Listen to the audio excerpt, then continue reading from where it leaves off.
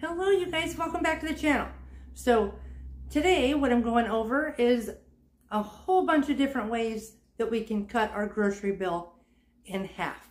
Groceries have gotten insane, we all know that, and we all know the basics on, how to try to cut our grocery bill a little bit, but some of these maybe you know, some of them maybe you don't, or you just needed a refresher, right?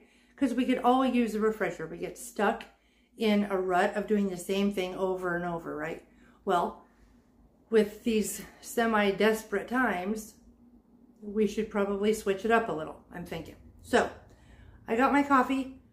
Grab some coffee for yourself and maybe a pen and paper, something like that, because I just might say something that you haven't thought of yet, or maybe that you haven't thought of for a long time. Okay. So the first one is to repurpose as much as you can in the kitchen and with your household goods, right? So like, I'll show you. Like in here is a whole bunch of breadcrumbs, crackers, bagels, whatever. So I let it dry out a little bit, because it's like the heel or whatever. Let it dry out a little bit and then I put it in the blender. And to get that really good flavor, like the seasoned breadcrumbs and all of that, I season it myself. So I put some garlic salt, onion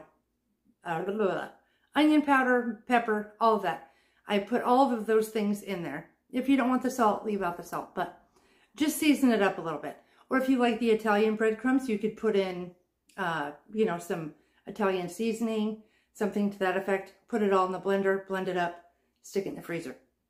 Also, so in here is a bunch of like some apples, some plums, looks like a few cherries.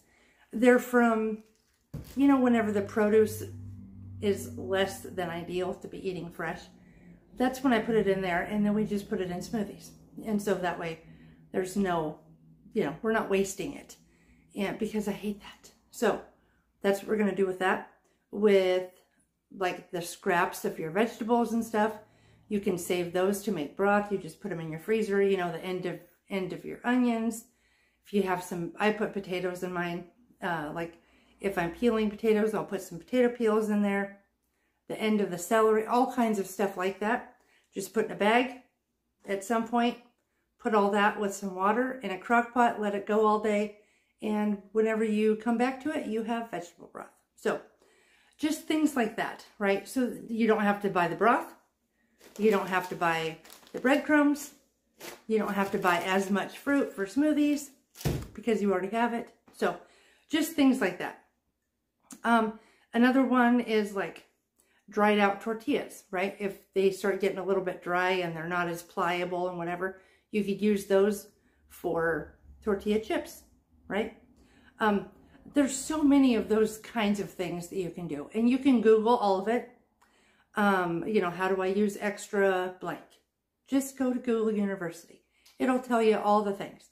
A million things will pop up. Just a whole bunch of ways that we can keep some of that money in our pocket so that we don't have to write things down on the grocery list. Which is another point of having a grocery list and sticking to the grocery list. So here's another thing about that. I have, hold on, let me grab it. I have 6 things on my grocery list. I'm not going to bring it over here, but because I can't get it off. I have 6 things on my grocery list. I don't know if you guys have ever used grocery pickup, but if you have not, I would really, really encourage you to do that if you haven't done it yet. It is amazing because what you do is you go online. So I do Albertsons, right? You go online and you shop for the things that you want. You can look at their ad. If you want anything that's in their ad, it'll add it to a list and then you make a list. It's just amazing, right? But while you're doing that, while you're adding all of these things to your cart, it tallies it up for you. And that's the amazing thing. So if you only have 5 or 6 things on your list, like I do, and you can put those right in there and it'll tally it up. And let's just say that you have $100 a week for groceries, just for easy math. And you put those 6 items in there and you're like, wow, it's only $17. Well, you can only spend $17 today if you want, right? If you're going every week and you have just a handful of things, that's the beautiful thing about the grocery pickup, is that it tallies it up as you go. And so with me, what happens is it'll just kind of stick in my brain like, wow, I could save the rest of my $100 this week. So if you don't need it and it's not something that you're going to stockpile, whatever, then you could really, really lessen it with just that idea alone of doing grocery pickup. Another thing that you can do is like refill your soap container, like your hand soap for the bathroom. In here is a little bit of, like, I think it's Dr. Bronner's, the Castile soap. A very little, I mean like this. And then the very end of like a body wash that I had, and I added water to the bottle, put it in here, and now I practically refilled my hand soap. So you can do things like that. You can use conditioner, like the little bit that's at the bottom of your conditioner bottle that you can never get out. You can use that for like detangler, for like, I use the leave-in conditioner. Little kids call it detangler. Well, I don't know, but when the kids were little, it was detangler. Now it's leave-in conditioner. So, but you can use that. You can spray that, use that, put that in your spray bottle from your, you know, the detangler that you had, or the leave-in conditioner that you had. So the other thing along the household lines is using so much less of our products, right? Like our dish soap, our laundry soap, you guys. Okay. So I was reading the other day that you only need like 2 tablespoons of laundry soap for an entire load.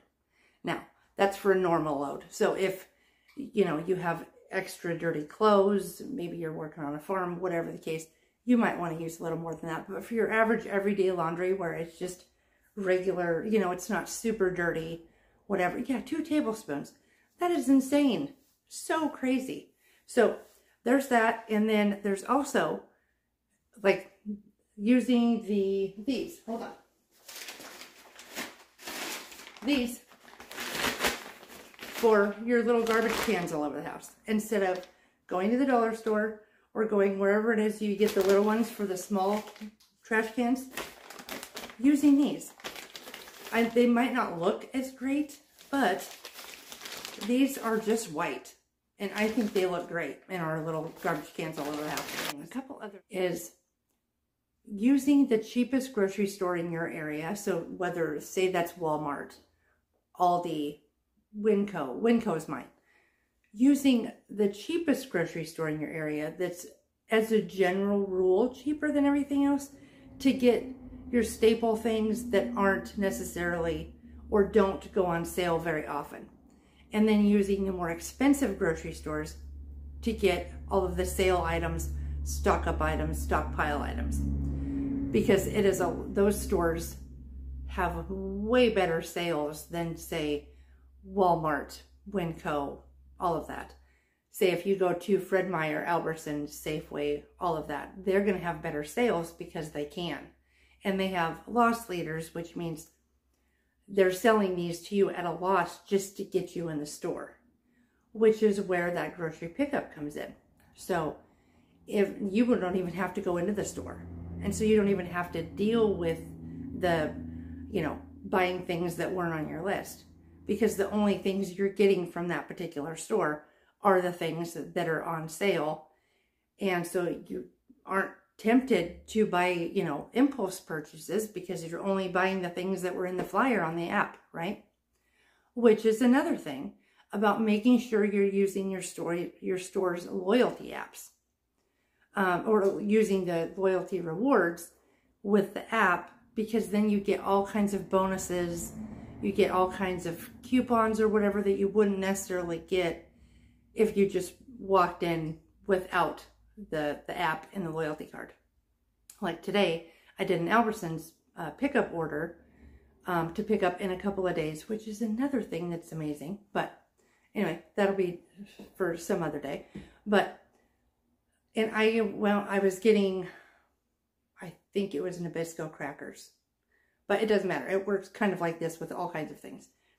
If you buy, I think 5, they're $1.99. But I also, because I've purchased them before, I had a $5 off 3 boxes of Nabisco crackers in my rewards part of my app. And so I can't even remember how much I paid for. I think it's like 62 cents for a box of Nabisco crackers. So just an example of how that works in your favor. They are a little bit, I mean, you do need to like go in and figure out how to work the app for the grocery pickup, but it's very easy. And there's a whole bunch of tutorials online for probably any of the stores that you're going to. So there's that. And then the other thing, another one is meal planning, which I know everybody rolls their eyes at it. I semi-roll my eyes at it because I meal plan-ish. I don't know if you can see this. On my, no, you can't see it from here. But anyway, on my calendar over here, I have, at the beginning of the month, I write down a whole bunch of dinner ideas of the things that I have in this house already that I don't need to get anything for. I write all of those down. And then whenever I don't want to think about what's for dinner, I look up there and it's already there, and I already know I have the things for those items. And it takes so much of the stress off, right? So that's why I'm saying it's meal plan-ish, because I kind of do it in reverse. But if you have an idea of what you have, then you are much more likely to use those things up rather than just winging it with going to the grocery store and just getting a bunch of groceries and not having any plan on what to do with those items. So meal plan-ish is better than no meal plan at all. And mine actually saves my butt a lot of times. So, and the other thing is going to multiple stores is another one that is just absolutely incredible. So like I said, going to the cheap store, whatever that is for you, for the staple things and things that just don't go on sale very often. But then going to the expensive stores for sale items and better produce maybe, or, you know, better meat. I don't know. You'll have to check it out. But going to more than one store is a huge, huge money saver. Another thing is if you are able to, if the store that you're going to has like a bulk area, I don't mean Costco or anything, but I mean like the bulk bins where you can get stuff out of those. That's a great place for rice, beans, spices, baking soda, that kind of stuff. Because you don't have to buy the whole jug. You can just buy, say, what you need, or just enough to fill up whatever little container you have at home. Which brings me to containers. So one of the things of saving money on groceries is never running out of something. And the best way to do that is to be able to see how much you have left, right? So I don't have one right here, but this you can see, and obviously it's glass, right? You can see through it. And that's really important for the things that are in your pantry, for the staple items, so that you're not, you know, you haven't already put half of your cookie dough together and you realize, oh my gosh, I don't have any baking soda. Well, you're either going to go to the store, pay full price for the baking soda, possibly like in my town. If I were to do that right here, I'm going to spend double or triple on that baking soda of what it would have cost if I would have gotten it in town at an actual grocery store instead of one of these little places. So keeping those kinds of items in something that you can see through is very, very important. I personally like glass, but you could even do like some of the plastic ones or whatever. You just want to be able to see it. That's the key. So yeah, don't run out of staples.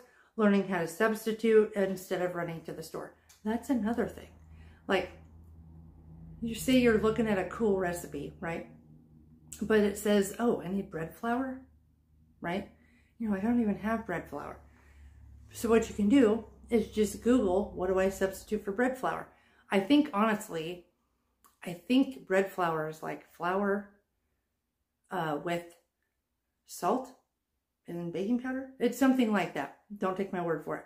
Definitely Google it.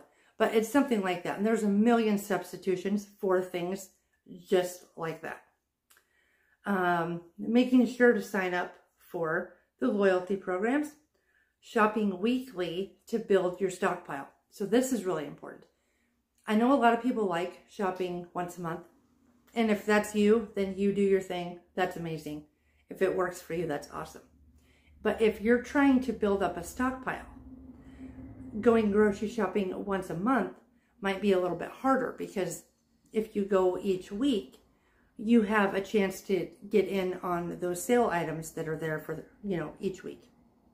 And you don't if you're only going once a month grocery shopping, which I understand a lot of reasons why you would go once a month. But if you're trying to build a stockpile, keeping an eye out every week and also possibly going each week is going to give you more of an opportunity to get those things that they have, that change week to week. Yeah, shop weekly and then take advantage of all of the sales. Yes, absolutely. And buy more than you need, clearly, if you're building a stockpile, right? But so many people, and I've seen this on so many different grocery hauls, where they're in the store and whatever. Oh, wow, this is a quarter of what I usually pay for it, or this is half of what I usually pay for it. And so instead of getting, say, 3 or 4, they just get 1. But if you're trying to build a stockpile, that's not the way you want to do that. If you can afford it, you buy however many that you can afford, that makes sense for you to get right then. That way, you're not spending full price on it ever. Because if you buy, say, 5 or 6 cans of, refried beans, right? If you can get those refried beans right now for, say, 50 cents, 60 cents a can, when normally they're almost $2, if you were to get a dozen, say, or maybe even 6, that will possibly last you until the next time they're on a good sale. So, yes, those are some things that I wanted to talk to you about. As far as some of them you're going to know, some of you haven't thought of for a while. And then some of them, like, for example, doing like a meatless Monday. You could do breakfast for dinner. Maybe you have pancakes and eggs, or something to that effect, right? Or maybe you have oatmeal and toast and a banana. Some sort of something like that. Maybe a grilled cheese and chili, or, something that isn't a meat, because meat is really expensive. Speaking of that, one way to extend your burger, for example, is to use either lentils or like refried beans. Like, say you make tacos. You could make that taco meat with half of the burger, say, that you would normally use, by using lentils, or by mixing your refried beans in with your taco meat, and it just makes it stretch. And so and maybe instead of using, oh my gosh, I can't talk today. Instead of using 2 pounds of burger, maybe now you only need to use 1. So, and then also, when you're making that, think of the other things that you could do with that taco meat. You can make tacos. You could do like a taco soup. Later, there's so many things that you could do with, oh, by the way, this is amazing. So whenever you make say you're going to make taco soup with leftover taco meat, it is so good if you have put the refried beans in with your taco meat. It gives your soup this kind of, not creamy, just more of a thicker consistency. It's amazing. So you have to try it. So let me know down in the comments, what of these have you tried? What do you do? I'd like to know any things that you do on a regular basis that I didn't touch on, because we all have different ways that we do this. So I would love to hear from you. Let me know down in the comments. And if any of this was helpful, give me a thumbs up. And I will see you in the next video. All right, bye.